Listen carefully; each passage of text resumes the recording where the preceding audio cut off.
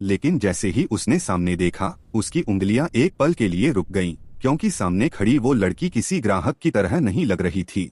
उसका नाम मालती सिंह था, भारत से आई हुई युवा, आत्मविश्वास से भरी एक ट्रेनी डिप्लोमेट, जिसकी आंखों में देखने की आदत थी, सिर्फ देखने की नहीं, समझने की। वो दुकान में चली आई, बिना किसी जल्दबाजी के, बिना किसी बनावटी मुस्कान के, जैसे उसे किसी को प्रभावित नहीं करना था, बस जो सामने है उसे वैसा ही देखना था। उसने कपड़े उठाए, छुए, फिर राघव की तरफ देखा, और उस नजर में न तो सवाल था, न दया, बस एक ठहराव था। ऐसा ठहराव जो सामने वाले को पहली बार यह महसूस कराता है कि वो अदृश्य नहीं है। धीरे धीरे बातचीत हुई, साधारण बातों से शुरू होकर घर तक पहुंची, और फिर उस जगह पर जाकर रुकी जहां हर परदेश रहने वाला आदमी रोज रुकता है, टिकट का इंतजार। राघव ने कुछ छुपाया नहीं, क्योंकि छुपाने जैसा कुछ बचा ही नहीं था। उसने बस इतना कहा कि तैयारी सब पूरी है, बैग रखा है, मन तैयार है, बस रास्ता नहीं खुल पा रहा। मालती ने ध्यान से सुना, बीच में टोका नहीं, सलाह नहीं दी, फिर फोन निकाला, जैसे ये कोई एहसान नहीं, कोई बड़ा काम नहीं, बस एक जिम्मेदारी हो।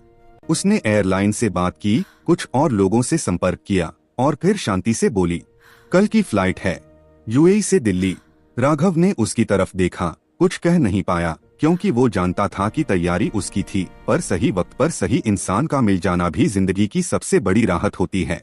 मालती ने सिर्फ टिकट नहीं दिलवाई थी, उसने दुकान के मालिक से भी बात की, बिना किसी बहस के, बिना किसी दबाव के, बस इंसान की तरह। और पहली बार राघव ने महसूस किया कि कभी कभी बात कहने का ढंग ही रास्ते खोल देता है। हवाई जहाज जब जमीन से ऊपर उठा, तो राघव को ऐसा लगा जैसे सिर्फ एक सफर शुरू नहीं हुआ, बल्कि सालों से रुकी हुई जिंदगी ने पहली बार करवट बदली हो। खिड़की के बाहर बादल थे, सफेद और शांत, और उनके बीच कहीं वो सारे साल तैर रहे थे, जो उसने काम, इंतजार और उम्मीद के बीच बांट दिए थे। वो बाहर देखता रहा, बिना पलक झपकाए, जैसे हर बादल में अपनी बेटी की आवाज सुनने की कोशिश कर रहा हो, अपनी पत्नी का चेहरा ढूंढ रहा हो, अपने माँ बाप की आंखों की नमी पहचान रहा हो। उसके पास बैठी मालती भी शांत थी, बिल्कुल उसी तरह जैसे वो दुकान में थी, बिना ज्यादा बोले, बिना सवाल पूछे, बस मौजूद। उसकी मौजूदगी में कोई बोझ नहीं था, कोई एहसान का एहसास नहीं था, बस एक अजीब सा भरोसा था, जैसे कोई कह रहा हो, अब रास्ता तुम्हारा है, चलना तुम्हें ही है। जहाज की हल्की सी हलचल, इंजन की लगातार आवाज, और बीच बीच में आने वाला कंपन, राघव के दिल की हालत जैसा था, डर और उम्मीद के बीच झूलता हुआ। उसने गहरी सांस ली, ऐसी सांस जो सालों से अधूरी थी, और पहली बार उसे लगा कि वो इस सफर में अकेला नहीं है, कि कभी कभी किसी का साथ बोलकर नहीं, चुप रहकर दिया जाता है। बादल पीछे छूटते गए, जमीन पास आती गई, और राघव समझ गया कि असली सफर अब शुरू होगा, जहां उसे सिर्फ घर नहीं पहुंचना है, बल्कि अपनी पहचान भी वापस पानी है। दिल्ली करीब थी, और वो पल भी, जहां उसे पहली बार कुछ शब्द अपने दिल से कहने थे। नई दिल्ली एयरपोर्ट के बाहर जब राघव ने आखिरी बार पलटकर देखा, तो उसे लगा जैसे उसने एक पूरा अध्याय वहीं छोड़ दिया हो, और मालती को बस एक सादा सा धन्यवाद कहकर वो उस भीड़ में गुम हो गया, जिस भीड़ ने कभी उसे अपनाया नहीं था। लेकिन आज वही भीड़ उसे घर की तरफ ले जा रही थी। नई दिल्ली रेलवे स्टेशन पहुंचते ही उसके कदम एक पल के लिए ठिठक गए, क्योंकि उसे लगा जैसे सारी दुनिया यहीं इकट्ठा हो गई हो। लोग, आवाजें, बैग, उम्मीदें, रोते बच्चे, थके चेहरे, और हर किसी की आंखों में कहीं न कहीं एक कहानी अधूरी सी। पर अजीब बात ये थी कि इतनी भीड़ के बावजूद राघव को घबराहट नहीं हुई, बल्कि उसे अच्छा लगा, क्योंकि इतने सालों बाद उसे ये सारे लोग अपने जैसे लग रहे थे। मजदूर, किसान, नौकरी पेशा, कोई कम पढ़ा लिखा, कोई ज्यादा नहीं, पर सबके दिल में घर पहुंचने की जल्दी थी। जब वो ट्रेन के डिब्बे में बैठा और ट्रेन ने धीरे धीरे चलना शुरू किया, तो पहियों की वो लय उसके दिल की धड़कनों से मेल खाने लगी, जैसे ट्रेन नहीं, उसकी जिंदगी आगे बढ़ रही हो। खिड़की के बाहर गांव निकलते चले गए, नदियां चमकती रहीं, खेत फैलते चले गए, और कहीं दूर कुछ बच्चे हाथ हिलाते नजर आए, जिन्हें देखकर राघव की आंखें भर आईं, क्योंकि उसे लगा जैसे वो हाथ उसकी अपनी बेटी के हों, जो उससे कह रहे हों, अब देर मत करना। डिब्बे के अंदर लोग बातें कर रहे थे, कोई चाय बेच रहा था, कोई अखबार पढ़ रहा था, पर राघव चुप था, क्योंकि उसके अंदर सालों की बातें एक साथ जाग गई थीं। वो सोच रहा था कि इस सफर ने उसे क्या दिया और क्या छीना, पर पहली बार उसे ये भी महसूस हो रहा था कि शायद जिंदगी ने उसे लौटने का मौका दिया है। ट्रेन आगे बढ़ती रही और राघव की आंखें खिड़की से बाहर टिके टिके धीरे धीरे घर के सपनों में बदलती चली गईं। वाराणसी स्टेशन पर उतरते ही राघव को ऐसा लगा जैसे जमीन की खुशबू बदल गई हो, जैसे हवा में शहर की नहीं अपनेपन की महक घुल गई हो और उसके कदम अपने आप हल्के होने लगे हों। यहाँ कोई उसे पहचानता नहीं था, फिर भी उसे लग रहा था कि हर चेहरा कहीं न कहीं उसकी कहानी जानता है, क्योंकि इस शहर ने लौटने वालों को हमेशा जगह दी है। बस स्टैंड पर खड़ी पुरानी सी बस, जिसके शीशों पर धूल जमी थी और सीटों पर सैकड़ों सफरों की थकान। उसी बस में राघव ने अपना बैग रखा और खिड़की वाली सीट चुन ली, क्योंकि अब उसे रास्ता देखना था। हर मोड़, हर पेड़, हर वो निशान जो उसे घर के करीब ले जा रहा था। बस चली धीरे धीरे झटकों के साथ, और हर झटके के साथ राघव के अंदर सालों की दूरी थोड़ी थोड़ी टूटने लगी। खिड़की के बाहर कच्चे रास्ते आए, खेत फैले, सरसों के पीले फूल दिखे और कहीं कहीं मिट्टी में खेलते बच्चे, जिन्हें देखकर राघव के होंठ बिना कोशिश के मुस्कुरा उठे। बस में बैठे लोग आपस में बातें कर रहे थे। कोई फसल की बात कर रहा था, कोई बेटी की शादी की, कोई नौकरी की चिंता में था, और राघव बस चुपचाप सुन रहा था, क्योंकि ये सारी बातें कभी उसकी भी थीं और आज भी कहीं न कहीं उसका हिस्सा थीं।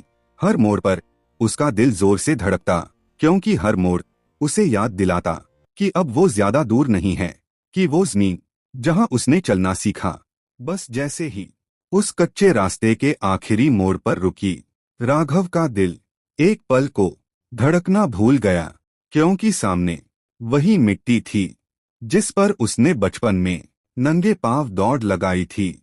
वही हवा थी जिसमें माँ की आवाज शाम होते ही उसे घर बुलाया करती थी। बस से उतरते हुए उसके कदम पहले से ज्यादा भारी नहीं थे, बल्कि अजीब सी हल्कापन था उनमें, जैसे बरसों से जो बोझ उसने सीने में बांध रखा था वो अब धीरे धीरे खुलने लगा हो। गांव की पगडंडी आज भी वैसी ही थी, थोड़ी टेढ़ी, थोड़ी धूल से भरी, लेकिन उस धूल में अब उसे अपनी पहचान दिख रही थी, क्योंकि ये वही धूल थी जिसने उसे इंसान बनाया था। रास्ते में कुछ चेहरे उसे पहचान नहीं पाए, कुछ ने सिर्फ देखकर सिर हिला दिया, और कुछ की आंखों में वो सवाल था जो हर लौटने वाले से पूछा जाता है, अब वापस नहीं जाओगे ना? राघव ने किसी को जवाब नहीं दिया, क्योंकि कुछ जवाब शब्दों में नहीं, चलते कदमों में होते हैं। जैसे जैसे वो अपने घर के पास पहुंचा, उसकी सांसें तेज होने लगीं, क्योंकि ये वही घर था जिसकी छत के नीचे उसने सपने देखे थे और जिसकी दहलीज से वो मजबूरी में दूर चला गया था। दरवाजा अभी बंद था, लेकिन अंदर जिंदगी चल रही थी। चूल्हे की हल्की सी आवाज, किसी के चलने की आहट, और उन आवाजों के बीच राघव का दिल बस एक ही बात दोहरा रहा था, अब सामना होगा, अब सवाल होंगे, अब वो पल आएगा जिससे वो सालों से डरता भी रहा और इंतजार भी करता रहा। उसने हाथ बढ़ाया, दरवाजे की कुंडी को छुआ, और उसी एक पल में उसकी पूरी जिंदगी उसकी उंगलियों से गुजर गई। दरवाजा खुलते ही वक्त जैसे एक पल के लिए रुक गया। ना कोई आवाज आई, ना कोई कदम आगे बढ़ा, बस सामने जिंदगी खड़ी थी, पूरे सच के साथ। आंगन में हल्की सी धूप फैली हुई थी, और उसी धूप के बीच एक छोटी सी परछाई चुपचाप खड़ी थी, नजरें सीधी, चेहरे पर कोई डर नहीं, कोई खुशी नहीं, बस एक सवाल था जो बिना बोले पूछा जा रहा था। राघव कुछ पल तक बस देखता रहा, जैसे आंखें यकीन करना चाहती हों और दिल डर रहा हो कि कहीं ये सपना अचानक टूट न जाए। वो लड़की जिसे उसने सिर्फ मोबाइल की स्क्रीन पर देखा था, जिसकी हंसी उसने स्पीकर से सुनी थी, जिसके रोने पर वो हजारों किलोमीटर दूर बेबस हो जाता था, आज वही उसके सामने सांस ले रही थी। उसके होंठ हिले नहीं, लेकिन सीने के अंदर एक तूफान सा उठ रहा था, क्योंकि कुछ रिश्ते नाम लेने से पहले हिम्मत मांगते हैं। राघव धीरे धीरे घुटनों के बल बैठ गया। जैसे ऊंचाई आज किसी काम की नहीं थी, जैसे बराबरी आज जरूरी थी। उसकी आवाज निकली नहीं, टूटकर गिर गई। फिर किसी तरह उसने खुद को समेटा और वो शब्द कहे जो उसने सालों से अपने अंदर कैद करके रखे थे। मैं तुम्हारा पापा हूँ। हवा जैसे थम गई। वो बच्ची ना रोई ना मुस्कुराई, बस उसे देखती रही, उस नजर से जिसमें ना शिकायत थी ना पहचान, सिर्फ समझने की कोशिश थी। कुछ पल बहुत लंबे हो गए, इतने लंबे कि राघव को लगा शायद ये चुप्पी उसकी सजा है। फिर धीरे से एक छोटा सा हाथ आगे बढ़ा, हिचकते हुए, डरते हुए, और उसकी उंगली थाम ली। उस एक स्पर्श में सालों की दूरी पिघल गई। हर इंतजार एकदम से खत्म हो गया और राघव पहली बार पूरी तरह टूटकर रो पड़ा। ये रोना कमजोरी का नहीं था, ये रोना उस आदमी का था जो आखिरकार घर पहुंच गया था। उस बच्ची ने कुछ नहीं कहा, लेकिन उसका हाथ बहुत कुछ कह गया, क्योंकि कुछ रिश्ते शब्दों से नहीं, उंगली पकड़ने से पूरा होते हैं। और उसी पल राघव को समझ आ गया कि जो साल वो दूर रहा वो वापस नहीं आएंगे, लेकिन जो पल अब उसके पास हैं वो किसी भी कुर्बानी से कम नहीं। शाम बिना शोर के आकर घर के आंगन में उतर गई थी, जैसे दिन भर की थकान अब दीवारों से टिककर सांस ले रही हो। आसमान का रंग धीरे धीरे बदल रहा था, नीले से हल्का नारंगी, और फिर उस रंग में एक अजीब सी शांति घुलती जा रही थी। राघव आंगन के कोने में चुपचाप बैठा था, पीठ दीवार से लगी हुई, आंखें आधी बंद, जैसे वो देख नहीं रहा था, बस महसूस कर रहा था कि वो वाकई यहाँ है। वो छोटी सी बच्ची उसके पास ज्यादा पास नहीं बैठी, लेकिन दूर भी नहीं गई, बस इतनी दूरी पर जहाँ डर ना लगे और भरोसा धीरे धीरे पैदा हो सके। उसने कुछ नहीं पूछा और राघव ने कुछ समझाने की कोशिश नहीं की,